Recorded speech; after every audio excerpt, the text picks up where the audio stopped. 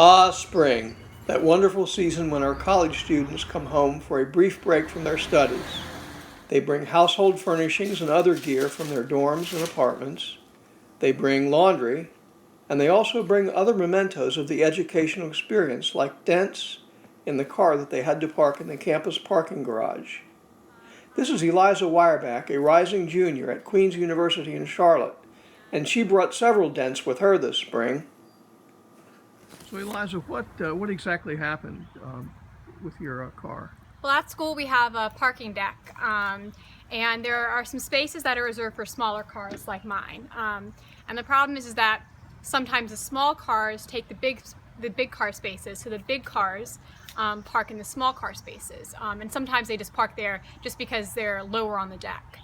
And it led to my car getting hit twice in the deck, and the person who did it either didn't realize, although I think they would have realized pretty quickly that they'd hit my car, or just didn't care, and that's probably the more likely option. And they decided not to give their insurance information or any contact information once they hit me.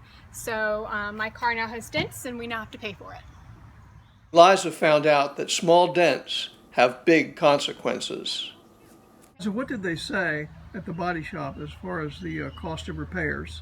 Well, they said it's going to be pretty expensive, about $1,000, and that's mainly because of this place where I was hit rather than the other place. And that's because, as you can see right here, there's a crease along the trunk on both sides, and the person who hit me hit right into that. And so they not only have to pop that back out, but they also have to be very careful because along here there's an increased chance of rust.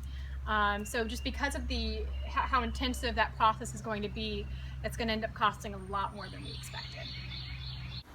Dents, a cost of higher education never envisioned by the federal student loan program, but one that affects more kids than you might suspect on our crowded urban campuses. Yes, they're hitting the books, but they're also hitting each other's cars.